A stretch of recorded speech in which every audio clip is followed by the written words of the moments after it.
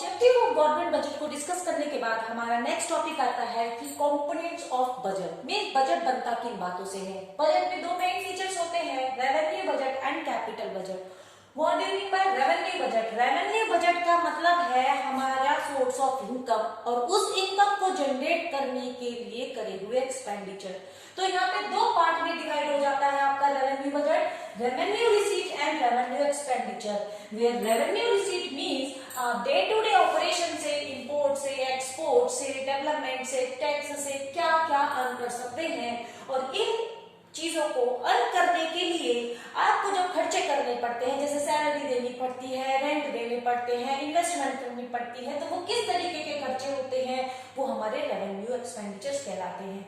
जबकि capital expenditure होता है हमारे देश की डेवलपमेंट के लिए खर्च करा हुआ इंफ्रास्ट्रक्चर का अमाउंट। तो यहाँ पे भी मेरे पास दो है, जो मैं खर्च करती हूँ अपने देश के बड़े बड़े इंफ्रास्ट्रक्चर पे ताकि डेवलपमेंट हो सके, वो मेरा कैपिटल एक्सपेंडिचर में आ जाता है।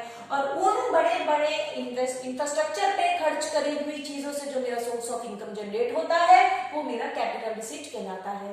फिलहाल इनके बारे में डिटेल में पढ़ने वाले हैं। तो components of budget, there are two major components, revenue budget and capital budget. Revenue budget is further divided into revenue receipt and revenue expenditure and capital budget is further divided into capital receipt and capital expenditure. तो अब मेरा topic ये रहेगा कि source of income है यहाँ पे मेरे रेवेन्यू रिसीट और कैपिटल रिसीट, यानी मेरा सोर्स ऑफ इनकम दो पार्ट्स में डिवाइडेड है। किस टाइप का मेरा इनकम होगा, वो मेरा रेवेन्यू काइंड का है या मेरा कैपिटल काइंड का है, यहाँ पे हम इसको डिटेल में तो यहाँ पे हम स्टार्ट करते हैं रेवेन्यू रिसीट से। हमारी रेवेन्यू रिसीट यानी डे टू डे गवर्नमेंट का सोर्स ऑफ अर्निंग क्या है, वो दो तरीके के हैं, tax and non tax revenues. आप जानते हैं कि हमारे देश का बहुत अच्छा खासा तरह तरह के टैक्स अप्लाई होते हैं, जैसे कि GST, sale tax, export tax, import tax etcetera. तो यहाँ पे हम बात कर रहे हैं टैक्स हमारे दो तरीके के होते हैं, डायरेक्ट टैक्स और इनडायरेक्ट टैक्स। यहाँ पे आपको एक बात ध्यान रखनी है, डायरेक्ट टैक्स में टैक्स देने वाला भी वही होता है जिसपे टैक्स एक्चुअल में लगता है। इसका क्या मतलब है, डिटेल में जाते हैं। अगर आप लोगों ने अपनी फर्दर क्लासेस में जीएसटी पढ़ा होगा तो आपको पता होगा गुड्स एंड सर्विस टैक्स जो हमारी गवर्नमेंट अप्लाई करती है, बेसिकली इसे कंज्यूमर पे करता है, यानी बायर इसे देता तो है पर इसका फाइनली पेमेंट कंज्यूमर करता है। जैसे कि अगर मैं कोई एसी खरीदती हूँ, एसी में अगर मैं 5,000 का टैक्स देती हूँ और उस एसी को अगर मैं दोबारा बेच देती हूँ, if I am a dealer, तो वो टैक्स मैं कंज्यूमर से ले लूंगी और इस तरीके से कंज्यूमर मुझे वो टैक्स दे देगा और वही टैक्स मैं गवर्नमेंट को दे दूंगी। तो यहाँ पे गवर्नमेंट को टैक्स देने वाली मैं हूँ पर एक्चुअल पेमेंट जो की है वो मेरे फाइनल कंज्यूमर ने की है। तो ऐसे केस में हम कह सकते हैं डायरेक्ट टैक्स में इम्पैक्ट और इंसिडेंस दोनों सेम होते हैं और इनडायरेक्ट टैक्स में इम्पैक्ट और इंसिडेंस दोनों डिफरेंट होते हैं। मींस डायरेक्ट टैक्स में जो टैक्स को देता है, जिस पे लायबिलिटी टू पे होती है, वही एक्चुअली उसको दे रहा होता है। इस टैक्स के एग्जांपल होते हैं आपका इनकम टैक्स। अगर मेरी एनुअल इनकम 50 लाख रुपए होती है तो गवर्नमेंट मुझसे 20% या फिर एक fix amount of percentage charge करती है। सपोज अगर गवर्नमेंट मुझसे 5 लाख रुपए लेती है तो वो 5 लाख देने वाली भी मैं ही हूँ और वो मेरा ही खर्चा आना चाहेगा। जबकि इनडायरेक्ट टैक्स जैसे कि आपकी जीएसटी होती है, इसमें अगर मैं एक बहुत बड़ा डीलर हूँ और मैं सामानों को खरीदता हूँ तो मैं गवर्नमेंट को एक टैक्स पे करता हूँ, पर वो टैक्स मैंने अभी के लिए गवर्नमेंट को पे किया है पर एक्चुअल में इसकी पेमेंट वो कंज्यूमर करेगा जो कि मुझसे प्रोडक्ट को खरीदने वाला है। तो यहाँ पे जो मेन वर्ड आपको ध्यान रखना है क्वेश्चन में डेफिनेशन के वक्त डालते वक्त, वो है आपका impact and incidence word. Impact का मतलब होता है लायबिलिटी टू पे, कि इसे पे कौन करेगा, और इंसिडेंस का मतलब होता है एक्चुअल बर्डन, की बर्डन किस पे आने वाला है। तो मैं कह सकती हूँ कि डायरेक्ट टैक्स में इम्पैक्ट और इंसिडेंस सेम होते हैं और इनडायरेक्ट टैक्स में इम्पैक्ट और इंसिडेंस डिफरेंट होते हैं। डायरेक्ट टैक्स का मेरा एग्जांपल है इनकम टैक्स। इनकम टैक्स मेरा डायरेक्ट टैक्स का एग्जांपल है, जबकि इनडायरेक्ट टैक्स का मेरा एग्जांपल है जीएसटी। यहाँ पे आपको एग्जांपल भी याद करने पड़ेंगे क्योंकि ये क्वेश्चन में, ये एमसीक्यू से शॉर्ट क्वेश्चन में पूछा जाता है। इसके बाद गवर्नमेंट के पास बहुत सारे अदर देन टैक्स भी सोर्स ऑफ इनकम होते हैं। लेट्स डिस्कस, जिसमें से जैसे कि पहला है मेरा गिफ्ट्स एंड ग्रांट्स। गवर्नमेंट को आपको पता है एक कंट्री को दूसरी कंट्री से के तरह तरीके के गिफ्ट्स वगैरह मिलते रहते हैं। तो ये गिफ्ट्स और ग्रांट्स मिलना, जैसे कि 5 करोड़ की मदद करी, भारत ने मदद करी इस कंट्री की, उस कंट्री की, या भारत को मदद मिली, तो इस तरीके के नॉन टैक्स रेवेन्यूज है हमारे, हमें जो गिफ्ट्स एंड ग्रांट्स के तौर पे मिलते हैं। नेक्स्ट आता है आपका एस्टीट्स। ये आपके मल्टीपल होंगे, यहाँ पे आप किसी का भी ऑर्डर कोई फिक्स नहीं है, आप किसी भी ऑर्डर में किसी भी क्वेश्चंस को लिख सकते हैं। एस्टीट्स होते हैं आपको, तो मेरे नॉन टैक्स में आते हैं मल्टीपल ऑप्शंस, यानी गवर्नमेंट अदर देन टैक्स में भी कैसे कैसे अर्न करती है। तो सबसे पहले आते हैं गिफ्ट्स एंड ग्रांट्स पे। यहाँ पे एक कंट्री दूसरी कंट्री को कुछ गिफ्ट्स प्रोवाइड करती है या कुछ हेल्प प्रोवाइड करती है। जैसे इस कंट्री में अर्थक्वेक आ जाता है, जिसकी वजह से भारत भी मल्टीपल कंपनीज को प्रोवाइड करता है 10 करोड़ रुपए का दान, 5 करोड़ रुपए का दान। तो वही गिफ्ट्स एंड ग्रांट्स है जो गिव एंड टेक चलते रहते हैं, तो ये एक तरीके का सोर्स ऑफ इनकम है। उसके बाद आता है आपका एस्टेट्स। एस्टेट्स का मतलब गवर्नमेंट उन प्रॉपर्टीज पे क्लेम करती है जिन प्रॉपर्टी का कोई भी दावेदार नहीं होता, यानी कि बेनामी संपत्ति, जिनका कोई राइट प्रोप्राइटर नहीं होता, जो कोई प्रॉपर्टी को बिना किसी क्लेम के अपने हायर्स के वसीयत के छोड़ जाता है और सालों तक जिसको कोई देखने वाला नहीं होता, ऐसी प्रॉपर्टी को गवर्नमेंट जब्त कर लेती है, जिन्हें एस्टेट्स कहते हैं। उसके बाद आता है आपका इंटरेस्ट। आपको पता है गवर्नमेंट लोन प्रोवाइड करती है, एक सेंट्रल गवर्नमेंट स्टेट गवर्नमेंट को लोन प्रोवाइड कर सकती है, लोकल गवर्नमेंट को प्रोवाइड कर सकती है, यूनियन टेरिटरीज को प्रोवाइड कर सकती है, कोई भी सेक्टर इससे लोन ले सकता है। तो उस लोन से मिलने वाला इंटरेस्ट भी हमारी गवर्नमेंट का नॉन टैक्स रेवेन्यू रिसीट होती है। Then after provident profits and dividend, आपको पता है गवर्नमेंट अपने सेक्टर में LIC, भेल, कुछ बड़े बड़े कंपनीज होती हैं जो गवर्नमेंट रन करती है। गवर्नमेंट उसके प्रॉफिट से, उसके शेयर से, उसके डिविडेंड से जो अर्निंग करती है, वो एक उसका मेजर सोर्स ऑफ इनकम होता है। देन आफ्टर फीस, जैसे इंपोर्ट पे, रजिस्ट्रेशन पे, नोटरी पे गवर्नमेंट आपसे फीस चार्ज करती है, रजिस्ट्री करने पे गवर्नमेंट आपसे फीस चार्ज करती है, कोर्ट में केस फाइल करने पे गवर्नमेंट आपसे फीस चार्ज करती है। यही फीस उनके लिए मेजर सोर्स ऑफ इनकम है। लाइसेंस फीस, आपको ड्राइविंग लाइसेंस के लिए अप्लाई करना है, यू विल हैव टू पे द फीस। आपको गन लाइसेंस के लिए अप्लाई करना है, यू विल हैव टू पे द फीस। यहाँ तक कि आपको फार्मेसी के लिए, कोई फैक्ट्री खोलने के लिए लाइसेंस लेना है, तो आपको फीस पे करनी पड़ती है। तो these are the licence fees that are the source of income for the government. उसके बाद गवर्नमेंट फाइन एंड पेनल्टीज लगाती है। इंडिया में तो तरह तरह के फाइन है, हेलमेट ना पहनने का फाइन, सीट बेल्ट ना लगाने का फाइन। तो इस तरीके से फाइन या फिर कोई भी चालान, आपके पास लाइसेंस नहीं है, आप फैक्ट्री चला रहे हैं, इस बात का फाइन या चालान, तो ऐसे गवर्नमेंट आपका इनकम के सोर्स ऑफ इनकम है गवर्नमेंट के लिए। साथ में आते हैं स्पेशल असेसमेंट और फॉरफीचर्स। अगर आप अकाउंट से रिलेटेड हैं, आपने शेयर्स और डिबेंचर्स के बारे में पढ़ा होगा, तो आपको पता है गवर्नमेंट अपने शेयर्स और डिबेंचर्स को फॉरफीट करती है। वो लोग जो उनकी पूरी पेमेंट नहीं कर पाते, उनकी पुरानी पेमेंट भी कैंसिल हो जाती है, जिसे फॉरफीचर ऑफ शेयर्स कहते हैं। स्पेशल असेसमेंट में आता है आपको, जैसे कि गवर्नमेंट मेट्रो स्टेशन बनाती है, बहुत सारी चीजें बनाती है, इसके लिए गवर्नमेंट अपना डेवलपमेंट चार्ज लेती है आपसे कुछ स्पेशल असेसमेंट। जैसे कि चांदी चौक का डेवलपमेंट किया गया है, तो गवर्नमेंट आपसे डेवलपमेंट चार्ज के नाम पे स्पेशल चार्ज कर सकती है। तो these are some kind of the revenue expenditure. इससे भी ज्यादा हो सकते हैं। These are little bit examples. आप आगे फर्दर और भी इन तरीके के निकाल सकते हैं। Now I have capital receipt.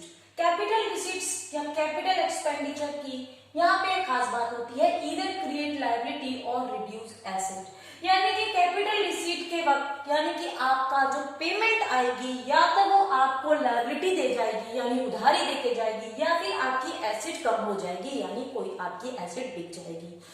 जो बच्चे कॉमर्स से नहीं है उनके लिए मैं बता दूं, एसेट्स होते हैं एक तरीके के हमारे बिल्डिंग, फंड्स, हमारी इन्वेस्टमेंट, हमारे कैपिटल, और यहाँ पे हमारी लायबिलिटी होती है हमारी उधारी।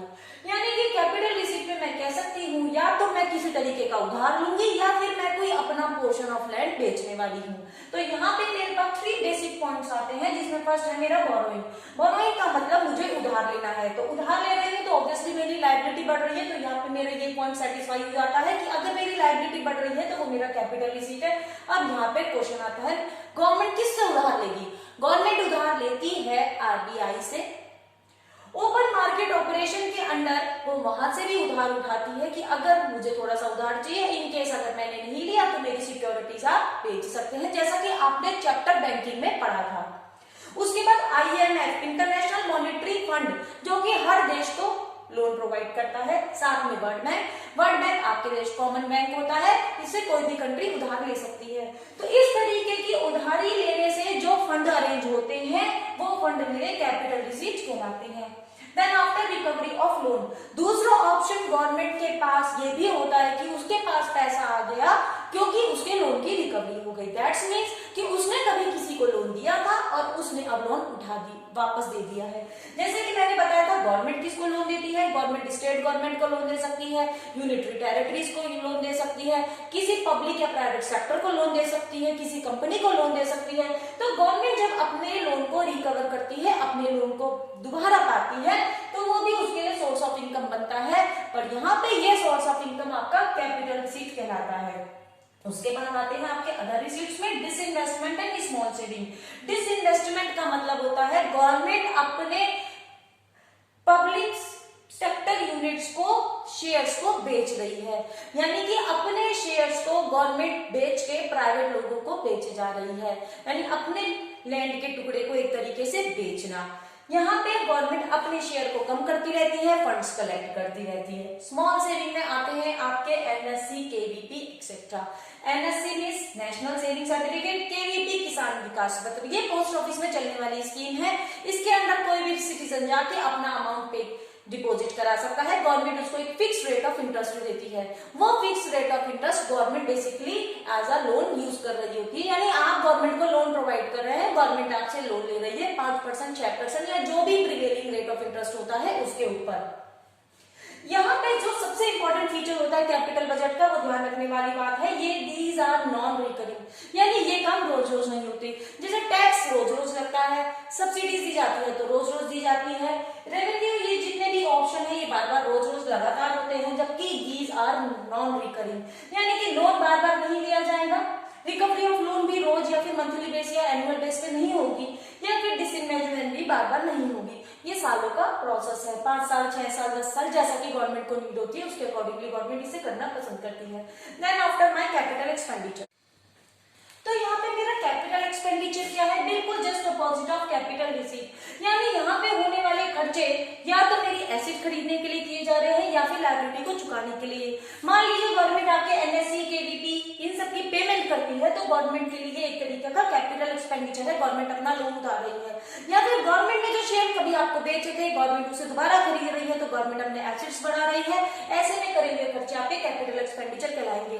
साथ में गवर्नमेंट अगर मान लीजिए किसी बाहर फॉरेन कंट्री के किसी पार्ट को खरीद रही है, कहीं इन्वेस्ट कर रही है, कहीं फैक्ट्री लगा रही है या सेटअप लगा रही है, तो वो आपकी एसेट क्रिएट करने का काम करते हैं, और इस तरीके के खर्चे आपके कैपिटल एक्सपेंडिचर कहलाते हैं। अगर मैं रफ भाषा में बोलूं तो आप इस बात को ऐसे समझ सकते हैं, अगर आप किसी को गाड़ी खरीद रहे हैं तो वो आपका कैपिटल रिसीट है, क्योंकि आपकी इन्वेस्टमेंट हो रही है। अगर आप कोई बिल्डिंग खरीदते हैं, फैक्ट्री खरीदते हैं, शॉप खरीदते हैं, एसेट खरीदते हैं, गोल्ड खरीदते हैं, तो वो आपका कैपिटल एक्सपेंडिचर है, क्योंकि इसको खरीदने से आपकी एसेट्स क्रिएट होती है। इसी के बदले में अगर आप अपना गोल्ड बेच रहे हैं, अपनी प्रॉपर्टी बेच रहे हैं, तो आप फंड्स को कलेक्ट कर रहे हैं, तो आपके ये कैपिटल रिसीट आ गए हैं, और इस फंड को कलेक्ट करने से आपके पास पैसा तो आया है, पर आपके एसेट्स रिड्यूस हो गए हैं। ऑन दी अदर हैंड, अगर आप कोई लोन उठाते हैं, लोन उठाने से आपके पास फंड्स आते हैं, इसीलिए आप इसे कैपिटल रिसीट कहते हैं। और अगर उस लोन की आप पेमेंट करते हैं, अपने कर्जे को, अपनी लायबिलिटी को आप कम करते हैं, तो आपका खर्चा होता है, उस तरीके का खर्चा आपका कैपिटल एक्सपेंडिचर कहलाता है। यहाँ पे हम डिस्कस करते हैं रेवेन्यू रिसीट और कैपिटल रिसीट के डिफरेंस को। तो सबसे पहले हम उनके मीनिंग पे कॉन्सेंट्रेट करते हैं। यहाँ पे हमारा रेवेन्यू रिसीट मीन्स है नीदर क्रिएट एनी लायबिलिटी नोर रिड्यूस एनी एसेट, और यहाँ पे कैपिटल रिसीट कहलाती है ईदर क्रिएट लायबिलिटी और रिड्यूस एसेट। अब इनकी डिटेल थ्योरी में जाते हैं। रेवेन्यू रिसीट का मतलब है ये आपका उधार नहीं बढ़ाएगी और ना ही आपकी एसेट को कम कर रही है, यानी कि ये वो इनकम है जिससे ना ही आपकी उधारी बढ़ेगी और ना ही आपकी कोई भी प्रॉपर्टी बिकने वाली है। ये किस तरीके की इनकम है, जो कि एक्चुअल में अर्न की जाती है, जैसे आप सैलरी के थ्रू अर्न कर रहे हैं, रेंट के थ्रू अर्न कर रहे हैं। जबकि कैपिटल रिसीट का मतलब है या तो आप कोई मोटा उधार लेने वाले हैं या फिर अपनी कोई प्रॉपर्टी बेचने वाले हैं। तो गवर्नमेंट की जो टैक्स और नॉन टैक्स है वो इस टाइप के इनकम है, जबकि गवर्नमेंट जो बोरोइंग कर रही है या रिकवरी ऑफ लोन कर रही है वो इस तरीके का एग्जांपल है। उसके बाद आती है आपकी इनकी नेचर कैसी है। Revenue receipt are recurring in nature, ये बार बार होती रहती है, यानी मंथली होगी, एनुअली होगी। जैसे रेंट मिलता है गवर्नमेंट को तो बार बार मिलेगा, इंटरेस्ट मिलता है तो बार बार मिलेगा, पेनल्टीज, चालान, फीस, लाइसेंसिंग फीस, इनसे जो वो कमाती है बार बार कमाएगी। जबकि इस तरीके की इनकम नॉन रिकरिंग होती है, यानी बार बार नहीं होगी, यानी हर महीने ना ही गवर्नमेंट लोन लेने वाली है और ना ही हर महीने कोई उसका लोन चुकाने वाला है। फ्यूचर ऑब्लिगेशन, यानी कि भविष्य में इसका क्या बर्डन रहेगा, फ्यूचर में इसका क्या बर्डन है, ये गवर्नमेंट की करंट इनकम होती है, सोर्स ऑफ इनकम होता है, तो इस पे मैं कह सकती हूँ नो फ्यूचर ऑब्लिगेशन, यानी कि भविष्य में इसका फ्यूचर पे कोई भी उधारी या बर्डन नहीं है। जबकि ऐसे में फ्यूचर में बर्डन आता है। इसका क्या मतलब है, अगर आप किसी तरीके का लोन लेते हैं, सपोज करिए आपने बैंक से 2 करोड़ का लोन लिया है, तो ऐसे में उस लोन का बर्डन आएगा नेक्स्ट जनरेशन पे और आप पे, क्योंकि आपको उसका टाइमली इंटरेस्ट देना है, आपको उसकी पेमेंट करनी है। जबकि इस तरीके की इनकम में, यानी गवर्नमेंट अगर टैक्स लेती है, फीस लेती है, तो फ्यूचर का कोई रोल नहीं रहता, फ्यूचर में उसे कुछ भी रिटर्न नहीं करना पड़ता। एग्जाम्पल देखिए, मेरे सारे टैक्स रेवेन्यू और नॉन टैक्स रेवेन्यू इस कैटेगरी में आते हैं, जबकि यहाँ पे मेरे एग्जाम्पल है, मैंने बोरोइंग करी है IMF, वर्ल्ड वाइड किसी से भी, जैसे मेरी बोरोइंग फ्रॉम IMF में ले रही हूँ, या फिर मेरी रिकवरी ऑफ लोन, मैंने किसी का लोन चुका दिया है। तो यहाँ पे मेरे ये बेसिक डिफरेंस होते हैं और ये एग्जामिनेशन पॉइंट ऑफ व्यू से काफी इंपॉर्टेंट भी है। यहाँ पे कुछ मोर फर्दर एग्जाम्पल पे फोकस करते हैं, जैसे कि कॉर्पोरेट टैक्स, गवर्नमेंट जो अलग अलग कंपनीज पे टैक्स लगाती है वो उसके लिए रेवेन्यू रिसीट होता है। Grants from the world bank, अगर वर्ल्ड बैंक किसी भी तरीके की हेल्प प्रोवाइड करता है किसी कंट्री को तो वो उसके लिए रेवेन्यू रिसीट कहलाता है। Profit from the public sector undertaking, यानी गवर्नमेंट के अंडर में रन होने वाली कंपनीज के द्वारा कमाया गया प्रॉफिट गवर्नमेंट के लिए रेवेन्यू रिसीट होता है। इंटरेस्ट जो मिलता है गवर्नमेंट ने जो लोन प्रोवाइड किया है उसके रिटर्न में उसको जो लोग लोन देते हैं, लोन गवर्नमेंट जो प्रोवाइड करती है उसके रिटर्न में उसको जो इंटरेस्ट मिलता है वो भी उसका रेवेन्यू रिसीट कहलाता है। और गवर्नमेंट अपनी अदर सेक्टर में जो इन्वेस्टमेंट करती है, जैसे गवर्नमेंट मान लीजिए रिलायंस इंडस्ट्रीज के कुछ शेयर खरीदती है या किसी और सेक्टर के शेयर खरीदती है, उस पर मिलने वाला डिविडेंड भी उसकी रेवेन्यू रिसीट कहलाता है। याद रखिएगा, इनकी फीचर्स देखिएगा, नंबर 1, इनके करने से ना ही उसकी कोई उधारी बढ़ रही है, ना ही उनकी कोई एसेट बढ़ रही है, ये रिकरिंग है, यानी ये टैक्स बार बार मिलेगा, हेल्प भी बार बार मिल सकती है, प्रॉफिट रेगुलर होता रहेगा, इंटरेस्ट मिलता रहेगा, डिविडेंड मिलता रहेगा। नॉन फ्यूचर बर्डन, यानी इनसे होने वाली इनकम का भविष्य पे कोई भी बर्डन नहीं है। Irrespective of that I have capital receipt, capital receipt में मेरे एग्जांपल है loan from the world bank. अगर मैं वर्ल्ड बैंक से 100 करोड़ का लोन लेती हूँ तो बदले में मुझे उसे इंटरेस्ट देना पड़ेगा, मेरी फ्यूचर जनरेशन पे यानी मेरे सोर्स ऑफ इनकम पे इफेक्ट होगा और मेरे ऊपर उधारी चढ़ेगी, उधारी के बदले में मुझे उसे इंटरेस्ट देना पड़ेगा, तो यानी कि मेरा फ्यूचर बर्डन आता है। तो मीटिंग ये क्वालिफाई होती है यहाँ पे, अगर मैं किसी भी तरीके का लोन लेती हूँ तो उससे मुझे फ्यूचर बर्डन क्रिएट होता है। सेल ऑफ PSU या डिसइन्वेस्टमेंट, अगर गवर्नमेंट का कोई सेक्टर है, गवर्नमेंट अपने उस पार्ट को प्राइवेट कर रही है यानी बेच रही है, इसका मतलब कहलाता है डिसइन्वेस्टमेंट। जैसे कि गवर्नमेंट ने अभी एयर इंडिया के साथ किया है, टाटा को बेची है। सेल ऑफ PSU में आप कह सकते हैं यहाँ पे आपकी एसिड रिड्यूस हुई है। कौन सा काम हुआ है? एसिड रिड्यूस हुई है। यहाँ पे कौन सा काम हुआ था? यहाँ पे आपकी लायबिलिटी यानी उधारी बनी थी और यहाँ पे आप कह सकते हैं आपकी एसिड रिड्यूस हुई है। बोरोइंग फ्रॉम द पब्लिक, ये भी एक तरीके की लायबिलिटी क्रिएट करता है, तो ये भी इसी पॉइंट से रेफरेंस है। यहाँ पे गवर्नमेंट पब्लिक से बोरोइंग कर रही है यानी NSE या KVP पे और लोन लोगों से उठा रही है।